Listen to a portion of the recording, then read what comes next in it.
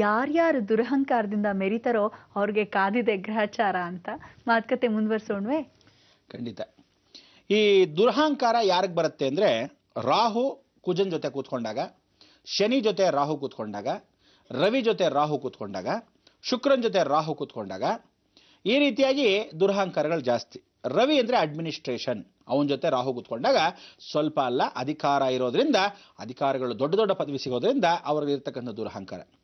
ಶುಕ್ರನ ಜೊತೆ ರಾಹು ಕೂತ್ಕೊಂಡಾಗ ಒಂದು ಫಿಲಮ್ ಇಂಡಸ್ಟ್ರಿನೋ ಅಥವಾ ಒಂದು ದೊಡ್ಡ ಸಾಫ್ಟ್ವೇರ್ ಕಂಪ್ನಿನೋ, ಇಲ್ಲ ಯಾವುದಾದ್ರು ಕಾರ್ಪೊರೇಟ್ ಸೆಕ್ಟ್ರಲ್ಲೋ, ಇಲ್ಲ ಯಾವುದೋ ವಿದೇಶದಲ್ಲಿ ಒಂದು ಅಧಿಕಾರವನ್ನೋ, ಅಥವಾ ಯಾವುದೋ ಒಂದು ಪದವಿ ಯಶಸ್ಸು ಕೀರ್ತಿ ಕೊಡ್ತಕ್ಕಂಥ ಒಂದು ದೊಡ್ಡ ಕಂಪನಿಯ ಮ್ಯಾನೇಜರ್ ಆಗೋ, ಈ ರೀತಿ ರಾಹು ಶುಕ್ರನ ಜೊತೆ ಕೂತ್ಕೊಂಡಾಗ ದುರಹಂಕಾರ.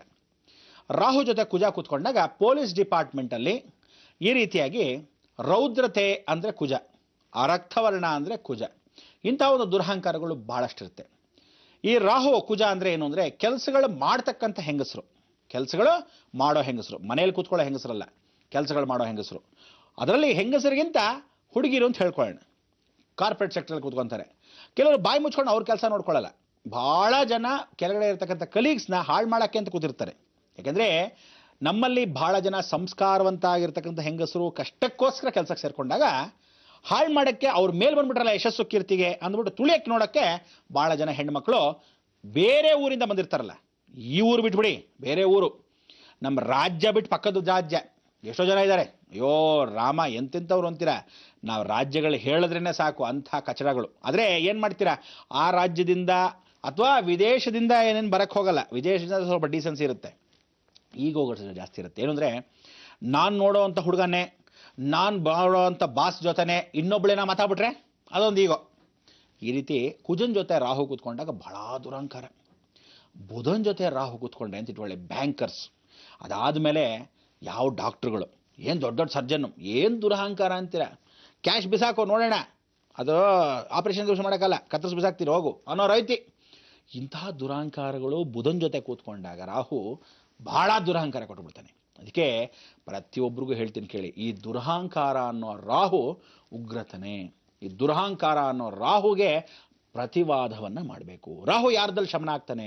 ರಾಹು ಅಂದರೆ ಗಾಳಿ, ಬೆಂಕಿ ಹಚ್ಚಬೇಕು. ಹೆಂಗೆ ಹಚ್ಚಬೇಕು? ರಾಹುಗೆ ಅಧಿಪತಿಯಾಗಿರ್ತಕ್ಕಂಥದ್ದು 4 ಜನ: ಸುಬ್ರಹ್ಮಣ್ಯ, ರಾಘವೇಂದ್ರ ಸ್ವಾಮಿ, ದುರ್ಗ. ಸುಬ್ರಹ್ಮಣ್ಯ, ರಾಘವೇಂದ್ರ ಸ್ವಾಮಿ, ದುರ್ಗ. ಈ ರಾಹು ಜೊತೆಗೆ ಗುರು ತತ್ವ ಬಹಳ ಇಂಪಾರ್ಟೆಂಟ್, ಗುರು ಮಿಲನ ಬಹಳ ಇಂಪಾರ್ಟೆಂಟ್. ಅದಕ್ಕೆ ಎಲ್ಲ ಗುರುಗಳ ಸ್ಮರಣೆ ರಾಹುಗೆ ಕಂಟ್ರೋಲ್ ಮಾಡ್ಕೊಳ್ಳೋಕ್ಕೆ ವ್ಯವಸ್ಥಿತವಾಗಿ ನಾವು ಇಟ್ಕೋಬೇಕು. ರಾಹು ಅಂದರೆ ರಕ್ತ, ಅದಕ್ಕೆ ರಕ್ತದಲ್ಲಿ ಬಲಿಯನ್ನು ಹಾಕೋಳು ಯಾರೋ? ದುರ್ಗ. ಅದಕ್ಕೆ ರಾಹು ಕಾಲದಲ್ಲಿ ರಾಹುವನ್ನು ಭಾಳ ಚೆನ್ನಾಗಿ ನಾವು ಪೂಜೆ ಮಾಡ್ತಾ ಹೋದರೆ ಇಂಥವ್ರನ್ನ ಅಟ್ಟಹಾಸದಿಂದ ಮೆರೆಸ್ಬೋದು. ತಾಯಿಗೆ ಇರ್ತಕ್ಕಂಥ ದುರಹಂಕಾರವನ್ನು, ಅಂದರೆ ಮಗ ಇಂಜಿನಿಯರ್ ಅಂದ ತಕ್ಷಣಕ್ಕೆ ತಾಯಿಗೆ ದುರಹಂಕಾರ ಇರುತ್ತೆ. ಭಾಳ ಜನಕ್ಕೆ ನೋಡಿದ್ದೀನಿ. ತಂದೆಗೇನೋ ದಿಮಾಕು, ಅಯ್ಯೋ ನನ್ನ ಮಗ ಪದವಿಯಲ್ಲಿದ್ದಾರೆ, ನನಗೂ, ಅವನಿರೋನಿಗೆ ಅವ್ನು ಬಾಯಿ ಮುಚ್ಕೊಂಡು ಕೂತಿರ್ತಾನೆ, ಇವನಿಗೇನೋ ಒಂದು ದಿಮಾಕು. ತಾಯಿಂದ್ರಿಗೆ ಏನೂ ಇಲ್ಲ, ನನ್ನ ಮಗಳು ಏನೋ ದೊಡ್ಡ ಸರ್ಜನ್ನು, ದೊಡ್ಡ ಹೈಫೈ ಸೊಸೈಟಿಲಿರೋದು ಅನ್ನೋ ಥರ. ಸಾಧಾರಣವಾಗಿ ಹೀರೋಯಿನ್ಗಳು ತಾಯಿಗಳು ಹಾಗೇನೆ.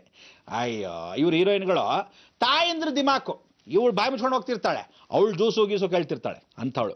ಸೊ ಇದೆಲ್ಲ ದುರಹಂಕಾರಗಳೇನು ಅಂದರೆ ಇವ್ರಿಗೆ ಬರಬಹುದು, ಅವ್ರ ತಾಯಿಂದ್ರಿಗೆ ಬರೋದು. ಏಕೆಂದರೆ ಚಂದ್ರನ ಜೊತೆ ರಾಹು ಕೂತ್ಕೊಂಡ್ರೆ ಇಂತಹ ದುರಹಂಕಾರಗಳು. ಈ ಅಲ್ಪೈಸಲ್ಲಿ ಮಧ್ಯರಾತ್ರಿಯಲ್ಲಿ ಏನು ಬರುತ್ತೆ? ಮಳೆ. ಅವಾಗೇನು ಹಿಡಿತಾರೆ? ಛತ್ರಿ. ಇಂಥ ಛತ್ರಿನ ಮಕ್ಕಳು ಭಾಳ ಜನ ರಾಹುಗಳಿರೋದ್ರಿಂದ ಪ್ರತಿಯೊಬ್ಬರಿಗೂ ಇರ್ತಕ್ಕಂಥ ವಿಚಾರ. ಅದಕ್ಕೆ ಈ ರಾಹು ಅನ್ನೋ ದುರಹಂಕಾರ ಪ್ರತಿಯೊಬ್ಬರಿಗೂ ಇರ್ತಕ್ಕಂಥದ್ದು. ಸಾಧಾರಣವಾಗಿ ಕೆಲವ್ರಿಗೆ ಏನು ಹೇಳ್ತೀವಿ, ಎಲ್ಲ ಒಳ್ಳೆ ಪಾತ್ರಧಾರಿ ಆಗಿರ್ತಾರೆ. ಫಾರ್ ಎಕ್ಸಾಂಪಲ್ ದೊಡ್ಡ ದೊಡ್ಡ ಹೀರೋಗಳು ಅಂತ ಇಟ್ಕೊಳ್ಳೋಣ. ಅವರುಗಳು ಭಾಳ ಒಳ್ಳೆ ಹೀರೋಗಳಾಗಿರ್ತಾರೆ. ಎಲ್ಲಿ? ಸಿನಿಮಾದಲ್ಲಿ. ಹೊರಗಡೆ ರಿಯಲ್ ವಿಲ್ಲನ್ಗಳು. ಆದರೆ ಕೆಲವರು ರಿಯಲ್ ವಿಲ್ಲನ್ ಇರ್ತಾರೆ, ಚಿತ್ರದಲ್ಲಿ ಭಾಳ ದೊಡ್ಡ ದೊಡ್ಡ ವಿಲನ್ನು, ಆದರೆ ಹೊರಗಡೆ ಎಷ್ಟು ಸೌಮ್ಯ ಗುಣ ಅನ್ನತ್ತೆ. ಅದಕ್ಕೆ ಹೇಳೋದು, ಮಖ ನೋಡಿ ಮಣೆ ಹಾಕಬೇಡಿ. ಅವರಲ್ಲಿ ಅಂತರಾಳ ಅಂತಕ್ಕಂಥದ್ದು ಭಾಳಷ್ಟು ಜನ ಇರುತ್ತೆ. ಇವತ್ತು ಅಂಡರ್ವರ್ಲ್ಡ್ ಡಾನ್ಗಳಾಗಲಿ, ದೊಡ್ಡ ದೊಡ್ಡ ಟೆರರಿಸ್ಟ್ಗಳಾಗಲಿ ಯಾರಿರ್ತಾರೆ ಅಂಥವ್ರು, ಕೆಲವರು ನಿಜವಾಗ್ಲೂ ಅವ್ರಿಗೂ ಕಷ್ಟ ಬರುತ್ತೆ. ಆ ಕಷ್ಟ ಬಂದಾಗ ಯಾರ ಹತ್ರ ಹೇಳ್ಕೊತಾರೆ? ಪೊಲೀಸ್ ಹತ್ರ ಹೋದರೆ ಒಳಗೆ ಹಿಡ್ಕೊಂಡು ಹೋಗ್ತಾರೆ. ಇನ್ನೊಬ್ಬರ ಹತ್ರ ಹೋದರೆ ಏನು ಪರಿಹಾರ ಅಂತ ಕೊಡಲ್ಲ. ಅವಾಗ ಏನು ಮಾಡ್ತಾರೆ ಗೊತ್ತಾ? ಕೆಲವರು ನಿಜವಾದ ಜ್ಯೋತಿಷ್ಯ ಶಾಸ್ತ್ರಗಳ ಹತ್ರ ಅಥವಾ ದೊಡ್ಡ ದೊಡ್ಡವ್ರ ಹತ್ರ ಹೋಗ್ತಾರೆ. ಅಂಥದ್ರಲ್ಲಿ ಕೆಲವರು ನನ್ನ ಹತ್ರನೂ ಬಂದು ಹೋಗಿದ್ದಾರೆ. ಹಾಗೆ ಅಂದ್ಬಿಟ್ಟು ಅವ್ನು ಕೆಟ್ಟವನ ಕಣೆ ಅಂತ ಇಡೀ ಜಗತ್ತು ಹೇಳ್ತೆ, ಆದರೆ ಅವನಲ್ಲಿ ಒಳ್ಳೆ ಗುಣಕ್ಕೆ ಅವನೇನೋ ಪ್ರಾಯಶ್ಚಿತ್ತ ಮಾಡ್ಕೊಳ್ಳೋಕೆ ಕೇಳಕ್ಕೆ ಬಂದಿರ್ತಾನೆ. ಹೌದಾ? ಆದ್ದರಿಂದ ಪ್ರತಿಯೊಬ್ಬನಿಗೂ ತನ್ನದೇ ಆದ ಒಂದು ಟೈಮ್ ಬರಬೇಕು. ಆ ಟೈಮ್ ಯಾವಾಗ ಬರುತ್ತೆ? ಗುರುಬಲ ಬಂದಾಗ. ಸೊ ಇಡೀ ಜಗತ್ತಿನಲ್ಲಿ ದುರಹಂಕಾರಕ್ಕೆ ಯಾರು ಬೇಕೋ? ಗುರು ಬೇಕು. ಆ ಗುರು ಇವತ್ತಿನ ದಿವಸ, ಇವತ್ತು ಸಾಕ್ಷಿ ರೂಪದಲ್ಲಿ, ಇವತ್ತು ನಾಳೆ ನಾಡಿದ್ದು ಸಾಕ್ಷಾತ್ ಮಹಾಲಕ್ಷ್ಮಿನೇ ಜಗದ್ಗುರು ಅಂತ ಹೇಳ್ತೀವಿ. ಅದಕ್ಕೆ ಈ ಜಗದ್ಗುರುವಲ್ಲಿ ಎಲ್ಲ ಗಂಡಸರೇ ಗುರು ಆಗಬೇಕಾಗಿಲ್ಲ. ಅದಕ್ಕೆ ಇಡೀ ಜಗತ್ತಲ್ಲಿ ಗುರುವಾಗಿ ಹೆಣ್ಣಾಗಿ ಕೂತ್ಕೊಳ್ಳಲು ಸಾಕ್ಷಾತ್ ಲಕ್ಷ್ಮಿ. ಅಲಕ್ಷ್ಮೀ ನಿತ್ಯ. ಲಕ್ಷ್ಯವನ್ನು ಸಾಧಿಸೋ ಶಕ್ತಿಯನ್ನು ಕೊಡ್ತಕ್ಕಂಥವಳೆ ಲಕ್ಷ್ಮಿ. ನಿಮ್ಮ ಲಕ್ಷ್ಯವನ್ನು ಸಾಧಿಸಕ್ಕೆ ಆ ಧೈರ್ಯವನ್ನು ಕೊಡ್ತಕ್ಕಂಥವಳು ಲಕ್ಷ್ಮಿ. ಆ ಲಕ್ಷ್ಮಿಯನ್ನು ನಾರಾಯಣನ ಬಿಟ್ಟು ಬಂದಾಗ ಅವಳು ಸಾಕ್ಷಾತ್ ಒಬ್ಬಳಾಗಿ ದುರ್ಗೆ ಕೂತಿರ್ತಾಳೆ.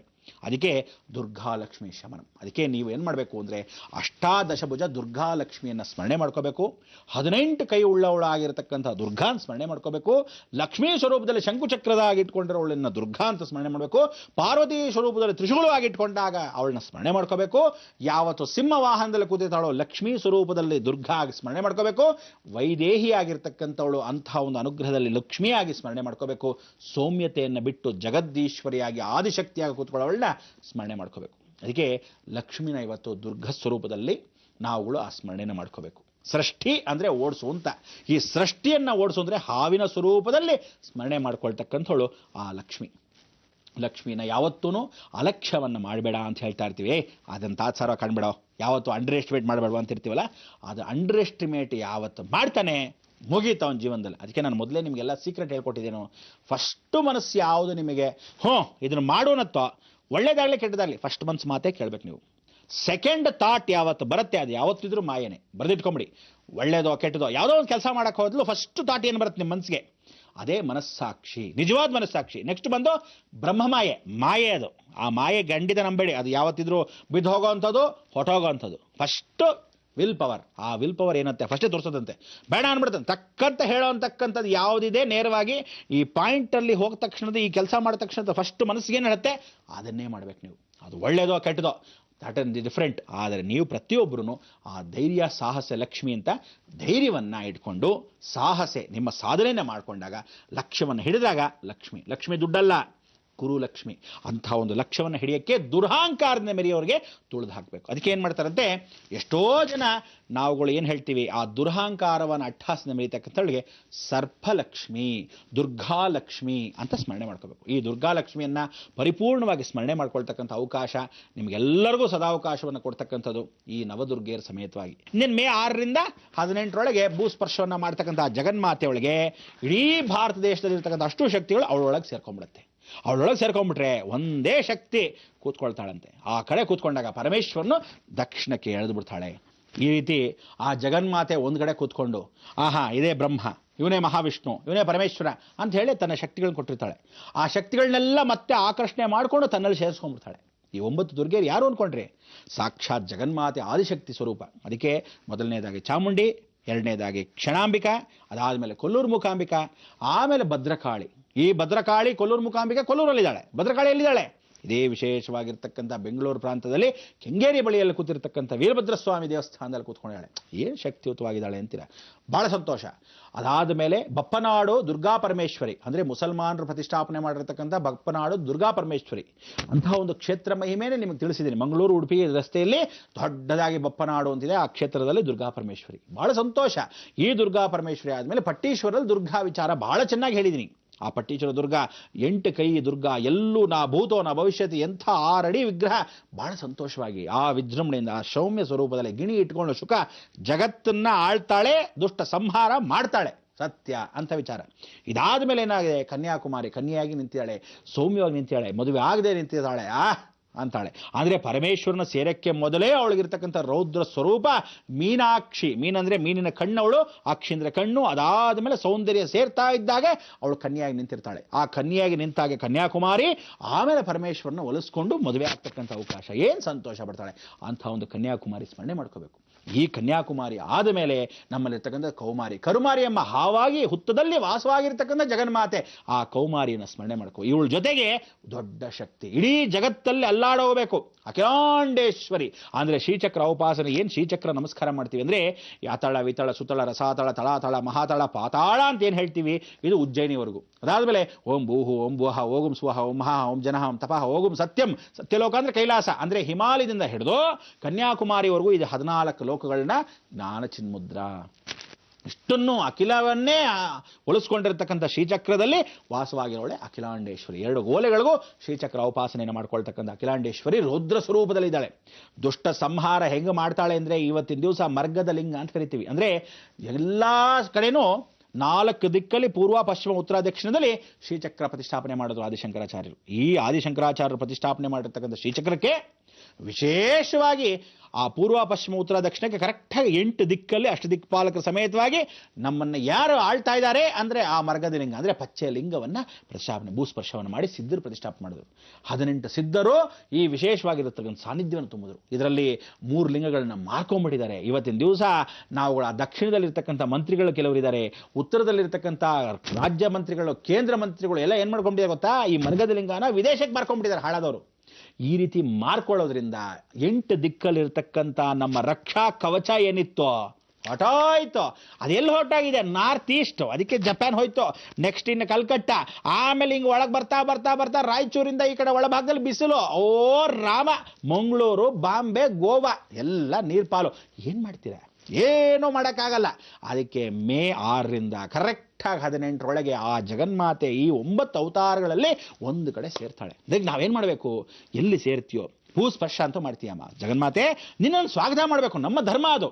ಈ ಬರ್ತಾ ಇರೋದು ಹಿಮಾಲಯದಿಂದ ಬರ್ತಕ್ಕಂಥ ಎಲ್ಲ ಋಷಿಮುನಿಗಳು ಹೇಳಿದ್ದಾರೆ. ಭಾಳ ಸಂತೋಷಪಟ್ಟು ಆ ಸ್ವಾಗತಕ್ಕೆ ಸಿದ್ಧ ಆಗಬೇಕು. ನೀವೆಲ್ಲ ಸಿದ್ಧರಾಗಿ ಆ ಜಗನ್ಮಾತೆಗೆ ಹೇಗೆ ಮಾಡ್ಕೋಬೇಕು, ಆ ನವದುರ್ಗ ಮಹಾಯಾಗವನ್ನು ಮುಖಾಂತರವಾಗಿ ಅವಳನ್ನ ಕಾರ್ಯಕ್ರಮಕ್ಕೆ ಕರಿಬೇಕು. ಕರೆದಾಗ ಅಮ್ಮ ನೋಡಮ್ಮ ಇಷ್ಟೆಲ್ಲ ಕಷ್ಟಪಡ್ತಾ ಇದೀವಿ, ಇಷ್ಟು ಜನಕ್ಕೆ ಕಷ್ಟವಿದೆ, ಕಾಲಚಕ್ರವನ್ನು ತಿರುಗಿಸ್ತಾಳೆ. ಏಕಸ್ವರೂಪ. ಅವಳಿಗೇನೋ ಒಂದ್ಸಲ ಕಣ್ಮುಚ್ಚಿ ಹಿಂಗೆ ತೆಗೆದ್ರೆ ಮುಗೀತು. ಅದಕ್ಕೆ ನೀವೇನು ಮಾಡಬೇಕು? ದೈವ ಭಕ್ತಿ, ದೈವ ಸಾನ್ನಿಧ್ಯ, ನಂಬಿಕೆ ಹೆಚ್ಚಾಗಿ ಇಟ್ಕೋಬೇಕು. ದುರಹಂಕಾರ ಓಡಿಸ್ಬೇಕು. ಓಡಿಸ್ತಾ ರೆಡಿಯಾಗಿ ಹೇಳ್ಕೊಳ್ಳಿ, ಬರ್ತೀನಿ.